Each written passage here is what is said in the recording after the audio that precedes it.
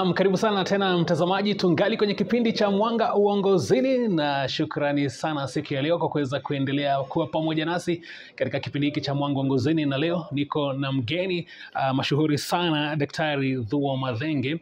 Ni mjasiriamali tena maarufu zaidi, na tusaidia tu kuweza kuangazia, je, tumepiga darubini ya aina gani ama tumeweza kupiga hatua zipi katika masuala ya kuweza kuhakikisha kwamba tunapata uongozi mwafaka katika nchi yetu ya Kenya, hata tunapoangalia na kutupatia tathmini ya mwaka moja baada ya serikali ya Kenya Kwanza kuweza kuwa uongozini. Na kumbuka bado unajumuika nasi kupitia mitandao yetu ya kijamii, mtandao wa Facebook na Twitter kwa kuweza kuandika anwani Mwanga Uongozini, na moja kwa moja utakuwa unashirikishwa katika mdahalo wetu wa siku ya leo.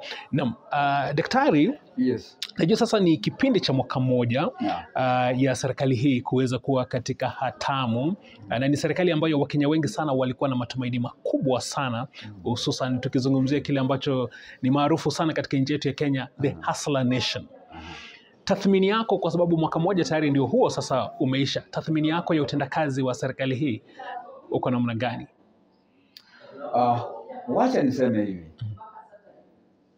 Wakati serikali imebuniwa na wakati President Dr. Ruto alibuni serikali, alikuwa na matarajio kubwa vile na wale amechagua kama county secretary,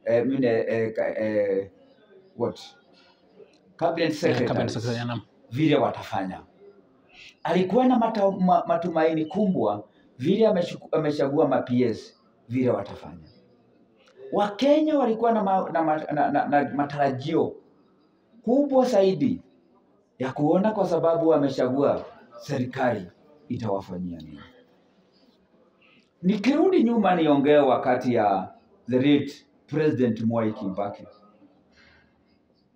Hungesikia Mwai Kibaki akitoka hapa aende Meru au aende Kakamega au aende mahali ingine, au akisema ati wewe unafanya hii, wewe ni hii. Wakati ameenda anaona ufanyi mzuri, anakuambia wewe ni pumbavu. Kwa sababu anakuambia nini? Ukweli. Wakati serikali ilichaguliwa, wakati ya Kibaki, nirudi kwa Kibaki tena, wale watu walichaguliwa kama ministers ni watu walikuwa patriotic, walikuwa na uaminifu kwa roho zao upande ya nchi yao ya Kenya, na walifanya kazi wakasaidia Kibaki mpaka Kibaki akafanya things wile watu walikuwa nafikiri ni magicians or ni miracle. Wakati umekuja wakati ya Uhuru naye akakuja akachukua tena wale watu walikuwa wameanguka, anawafanya cabinet secretary. Katiba ilikuwa imesema, na katiba imesema hata saa hii, ministers, cabinet secretary, PSs washaguliwe wale watu kutoka nje, sio wale wako kwa parliament. Kwa sababu wale watu wako parliament, these are politicians. Cabinet secretary is the manager of that institution called the ministry. And they are not supposed to be politicians talking a lot and doing very little. Tukaona nchi kama inaenda mzuri, baadaye tukaona nchi inaenda kuanza kurudi nyuma, kwa sababu instead of the cabinet secretary kwenda kufanya kazi, kazi yake ni kwenda huko kupiga kelele, kutukana ile mwingine, na ni cabinet secretary. A good example, Mathenge alichaguliwa nje. Asa kutoka hajawahi kuchaguliwa kama MP. For the first term, Mathenge alikuwa anaonekana akifanya kazi kama professional. Wengi wanasema akaleta mabadiliko makubwa sana katika wizara ya elimu, kwa masomo, kwa security, na hakuwa na mchezo. Hakuwa anajihusisha na siasa. Hakuwa anajihusisha na siasa. Wakati ulifika second term, Mathenge akaigizwa kwa siasa, akawa mwanasiasa, mpaka saa hii watu vile walikuwa wamempenda wakaachana na yeye. Kwa sababu aliacha kufanya kazi ambayo alikuwa amepatiwa kufanya. Kwa hivyo ndio unaona nchi ya Kenya hata ikirudi nyuma. Ndio unaona hata ministers, kwa sababu wao wanakaa How can a president sit down in a meeting anakalia kiti Anasubiri waziri. agoje waziri? Who have employed the other? Nani ameajiri yule mwingine? Hii ni kuonesha wamezoea the president. Okay. Sasa wanaona kama ni mchezo wanafanya nini? No. Wanafanya. Wakati unaajiri mtu kama manager of an organization, private or governmental, for a CEO, because CSs are supposed to be the CEOs of their ministries. You go for an interview. Mtu analeta makaratasi yake, ameleta hii, amesema mimi nilikuwa nafanya hapa, tukafanya kwa hii company, ikafaulu hivi, tukaenda kwa institution, nikafanya kwa serikali, ikafaulu hii. Lakini wale wanashaguliwa, unakuta mtu alikuwa na manage CDF, alikuwa MP, na alikula pesa, hata huko hakuna maendeleo alifanya. Alafu umpatie ministry kubwa, the whole of Kenya, na alishindwa kumanage the funds of a constituency. You are overburdening that person. He does not have the brains to manage the whole country. No. He had not been able to manage the constituency, and he could not be able to manage the funds of a constituency. That's 100 million. Then you are telling him manage 400 billion. Hataweza.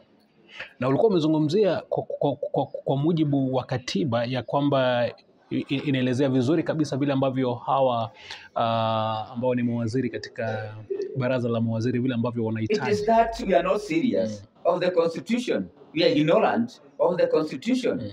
You know, the constitution is written. But who makes sure that the constitution is followed? Right. The human being. So the human being just look for a gap that you do what you want to do. But if you follow the constitution, the CSs are supposed to be people, because this is an interview. And I even wonder how the same parliament passes people.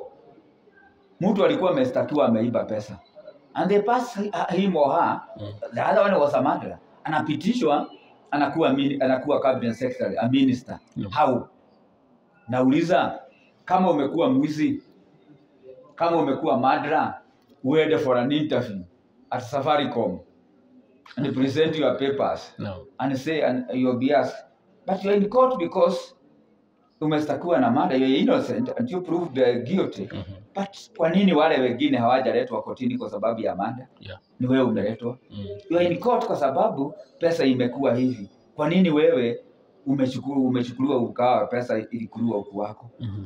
Will the Safaricom fraternity will be the panel that's interviewing the Kenya breweries, the Safaricom, or an international company give you the work of to become a CEO? If you are thief? Na ulikuwa umetaja swala fulani daktari, ya kwamba unakuta kwamba wengine labda wanazoea, wengine labda wanafikiria kwamba tuliweza kumsaidia rais sana wakati ambapo alikuwa anatafuta hizi kura, kwa hivyo hata kama tutaweza kuwa na utepetevu pale kazini haiwezi akatuchukulia hatua. Wengine labda wanamtishia ya kwamba iwapo utatufuta kazi wakati ambapo watakuwa wanatafuta kura zingine, labda itaweza kukuathiri, kwa sababu tutaweza kuna vile ambavyo labda tutaweza kujumuika na wale wananchi na kuwashauri la kwamba wasiweze kukuchagua. Naam, unafikiri basi uhusiano kati ya rais na hawa mawaziri ambao wanahitaji sana kuweza kumsaidia pale kazini unafaa kuwa namna gani? Nikwambia rafiki yangu, kwa kampani yako uweze enda ulete rafiki yako, mnaendaga kwa gofu na yeye, mnachesaga na yeye, umwambie yeye ni CEO. Kwa sababu wakati you have made him the CEO of your institution, atakuwa akiona ni vile mnachesaga tu, vile mnakulaga mahidi na yeye kwa barabara, vile mnakulaga ugali na yeye, vile mnaenda nyama choma na yeye, atakuwa akiona wewe ni namna hiyo tu. That's why an interview is called to interview the most independent, somebody and tunajua he has good behavior, somebody will respect the boss, somebody will not see us joking, and somebody will be patriotic. We have one problem in Kenya, and I wish the parliamentarian, the Kenyans, see the danger of having 2 terms of a president. Because the first term The president comes traveling the way Ruto now is traveling, to manage Raila, to manage the chaos, to manage this. Then he ended up not even performing in a good way for the first time. Na yeye hatakuwa strict kwa sababu nataka achaguliwe mara ya pili. So he still become a prisoner of the MPs and other elected leaders, and Kenyans the same, or the people, and he cannot have a say and say that lazima tufanye hii. I'm happy to say I could see the President Ruto saying, no, the bill must be passed. Because you do not act as a popularist in leadership. You should have a form of way of doing things. And the Ruto said, he bill lazima tupitishe. People raised issues. But wakati naleta hii bill, yeye anaona ni kitu gani anahitajiwa kufanya. If today Kenya, Ruto had 7 years only, angefanya kazi bila mtu yote kucheza na yeye, hata hiyo nasema maandamano haingekuwako. No, angekuwa strict completely na hakuna mtu angecheza na yeye. Sababu anajua akimaliza amemaliza. Amemaliza. Okay. So I'm asking the MPs, the Kenyans, to rethink again about the second term. Why don't we make 7 years? One term, 7 years. That person you have done all what is needed, and you work toward his legacy. Na vivyo hivyo iweze vile vile kuwa katika serikali zetu za county. Kwa sababu kuna wale ambao vile vile it can also be in the county government. Vile ambavyo wanachukulia magavana vile ambavyo because even the governors they are the same. They want to please the people. When you please the people, you will not be able to work. Usemaga sasa mtafanya namna hii nisimkasirishe ili msikose kuchagua mimi next time. Okay. But when you know, and look at these issues, many of the governors and many of the presidents become very serious the last time because they know they are not going to be elected by any person. Okay. But you see, when you think about popularism, you mess even what you are doing. Because there was no issue, there was no need during Uhuru time just to call Raila and see as if Raila has occupied the office of the presidency of Uhuru. They could have agreed, let us create a very strong opposition. And let me as Uhuru work as the president. So we are also asking. The same problem is following Ruto. And the problem he created during Uhuru time, that he was an elected deputy president and he got a certificate. If he does not take carefully things, he'll return to the same thing what he did to the president. Tukimalizia tu daktari, kwa sababu sasa tunaelekea mwaka wa pili wa hii serikali. Na labda kuna Wakenya wengi ambao wamesikitishwa kwamba hawajaona zile ahadi. Wengine vile vile wanalalamikia hali ngumu ya kimaisha, gharama ya kimaisha, japo serikali imeweza kusema inachangiwa na hata masuala ambayo ni nje ya nchi yetu ya Kenya, masuala ya kimataifa. Lakini unafikiria kwamba vitu viwili muhimu sana ambavyo serikali inahitaji labda kuweza kuzingatia tunapoelekea mwaka wao wa pili ni mambo gani ambayo labda ungefikiria anaweza yakasaidia? Ya kwanza niseme hivi. Hii nchi yetu ilianza tangu uhuru. Wakati tulipata uhuru back 1963, tulianza kwa njia nzuri. We were ahead of Singapore, we were ahead of Malaysia, and we were ahead of other countries. And we could donate to Singapore and Malaysia when they had hunger, giving them money. During that time, in 60s, during Kenyatta's time, Jomo Kenyatta, you could go to London and buy goods with Kenya's money because 20 shillings was equivalent to £1. Today, 1 shilling of Kenya is equivalent almost to 180-something pounds. Where did we go wrong? How did Singapore move 100 kilometers, 200 kilometers away from us, and we were donating to them? This time, we thought that we had catered for agriculture. And that time of Kenyatta time, Jomo Kenyatta time, people who had coffee, they were making a lot of money. There were a lot of resources in the central region because of coffee. There were a lot of funds and money going to the people because of tea. There were a lot of resources because of milk in dairy. There were a lot of resources because of businesses. People were starting businesses. Right now, businesses are going down, down, day by day. Investors are running away from our country, going to other countries. Why? Because there's no freedom. There's a lot of interruption. There's no security. So the most important thing that President Ruto is supposed to do, it is to ensure there is security. Okay. It is to ensure there is peace. Moi brought down the economy of this country, but he never joked with security. Okay. Now, how long are we going to wait to see investors running away from our country, going to Tanzania and to Uganda because of maandamano? For how long are we going to be calling the outsiders, like Obasanjo, to mediate among us? Yes. Why can't we sit down as brothers and say, even before these things erupted, something could have been done? Okay. But you see, when people surround you so much, they give you a lot of stories, then you end up seeing that you could have done this. But if you could be having one term of 7 years, you could be saying, no, I've said there's no maandamano. Unapotazama ile kamera, Daktari, zungumza na serikali ikiongozwa na Rais William Ruto na naibu wake Rigathi Gachagua na vile vile wa Kenya ama Mkenya ambaye anakutazama. Unataka kuambia nini? Mimi ningesema hivi.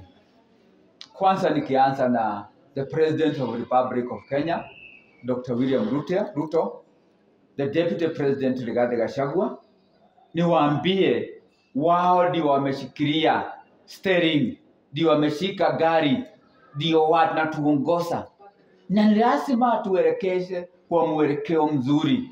Watuoneshe njia bila mapendeleo, bila uoga ya kulinda sisi na ya kuongoza nchi ya Kenya. Wananchi wa Kenya wako wamevumilia, walichagua serikali. Nashukuru President William Ruto kwa sababu ya kukubali watu wanaweza kaa waongee. Hata ingarawa mimi singependelea mtu kutoka nje ya nchi ya Kenya kuja kuchikishana watu yetu. Lakini kwa sababu iko hivyo, tungeomba hiyo group imeongozwa na Kimani Ichung'wah, hiyo group imeongozwa na Kalonzo Musyoka, kaeni chini. Sisi tunataka kuona peace. Sisi tunataka kuona usalama. Sisi tunataka kuona tukifanya mabiashara yetu bila kuona waizi wakikuja, bila kuona wahalifu, bila kuona watu wakitusiana. Wacheni kujipiga kifua. Unajipiga kifua. Kwani Mungu amekuwa, unajua kesho itakuwa namna gani? Hata wale watu wako kwa fiti hata ya governor. Tafadhali mfanyie wananchi kazi. Umeletwa hapo, Mungu amekupatia nafasi. Ufanyie wananchi wa Kenya kazi. Ufanyie binadamu wa Mungu kazi. Kwa hivyo sisi tunauliza Raila Odinga na William Ruto, let us form a seat of the official opposition leader. Waacha Raila wewe uende ukae ukiwa opposition leader, kwa sababu hatuwezi kukaa tukiongea juu ya wizi kila wakati. Can you make, because people know you as people's president. They know that you talk for the people. When you are in the opposition, that's why we went wrong during Uhuru's time. Because Raila became as if he's part of the government. Nobody could talk for Mwananchi. Now, can you please Raila remain in the opposition and talk for the Mwananchi?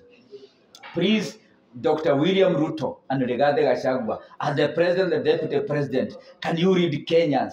Raila is a Kenyan, Thuo is a Kenyan. We are all Kenyans, and we are under the president William Ruto and Rigathi Gachagua. If it's agriculture, we have not reached. We could have gone now to industrialization because we had settled completely in a good way wakati ya Jomo Kenyatta on agriculture. Lakini chakula imeanza kukosa. For how long? Tutakuwa tukienda Sudan, tutakuwa tukienda Uganda, Tanzania kununua mahindi. Tuangalie habari ya food security. Kutoka hapo, let us create employment for the youth. Na tuangalie wakati tunaajiri watu. Wakati tunaweka watu kwa parastato, stop putting your friends. Fikiria ya mtu yule anasaidia hiyo institution isaidie watu ya Mungu. Kwa hivyo mimi ningeomba kwa unyenyekevu, sisi wa Kenya tunataka peace, tunataka usalama, tunataka wananchi waangaliwe. The economy is bad. Hata shilingi ya Kenya imeenda chini kwa dola, shilingi ya Kenya imeenda chini kwa Uganda. Tukienda kununua mahindi, vile shilingi ya Kenya ilikuwa juu, siku hizi imerudi chini, mahindi inakuwa very very expensive. Ukienda Tanzania the same. Kenya, what we need, we don't need even securities. We don't need even industries at the moment. We need food security and we need peace. With the peace, we are going to attract all the people in the world to come to Kenya, and we have that potential. Anajulikana kama Daktari Thuo Mathenge, ni mfanya biashara mjasiriamali mashuhuri, vile vile aliweza kuwania kiti cha ugavana. Nafikiri mwaka 2027 bado utakuwa narejea. Wacha niseme hivi ndugu yangu. Hakuna mtu anajua kesho. Mungu ndiye tu anajua kesho. Ikifika kesho, Mungu akitaka mimi niwe governor wa Nyeri County, nitakuwa. Kweli. Akiona mimi anataka nifanye hii, me I work through the programs of my creator. Wow. Ile mimi nafanyaga yote hapa. Kila mahali niko na industry kwa mapenzi ya Mungu. I work kwa mapenzi ya Mungu, muumbaji wangu. Kweli kabisa. Mimi nafuata hiyo. Itafika 2027 tutakuwa tumejua nani anajua nani atakuwa hai na ile mtu atakuwa. Acha tuache mambo ya fiti. Tufikirie habari ya watoto yetu, watoto ya watoto wetu. Tufikirie habari ya Mkenya wote yule ako na shida. Hata wale wako Chakahora. Unauliza hata mimi nauliza. How can one person ati anasemekana ameua watu wote? Why are we wasting a lot of resources kufukua watu walikufa? Swistage. Najua daktari, tunaweza tukaingia katika mjadala mwingine. Niseme ni mzuri, nimeshukuru ninyi na mhape. Mkuje siku nyingine na mimi nitakuja mahali yote muko. Tusemange kila wakati tunakaa. Tupendane na kila wakati, na nimeshukuru kwa ninyi kuja, na mkirudi mseme no aguku. Amen. Asante sana daktari, na pia sisi tumefurahia sana. Mpenzi mtazamaji, amekuwa ni Daktari Thuo Mathenge kama vile ambavyo umeweza kumsikia hapo hivi, no angoko, na tumeweza kushukuru sana kuweza kupata hiyo nafasi ya kuweza kuwa pamoja na kutusaidia tu kuweza kuangazia, je, tumefika wapi katika nchi yetu ya Kenya, hususan katika masuala ya uongozi uliomwafaka, kama uongozi wa kuweza kusaidia Kenya yetu kuweza kupiga hatua mbele na mambo ambayo yanahitaji kuweza kupatiwa kipaumbele. Shukrani sana vile vile kwa muda wako kuwa pamoja nasi, na vile vile kwa mchango wako katika kipindi hiki. Kwa niaba ya kikosi kizima ambacho kimeweza kufanikisha upeperushaji wa kipindi hiki, tunakutakia usiku mwanana. Jina langu ni Mangicho Mola.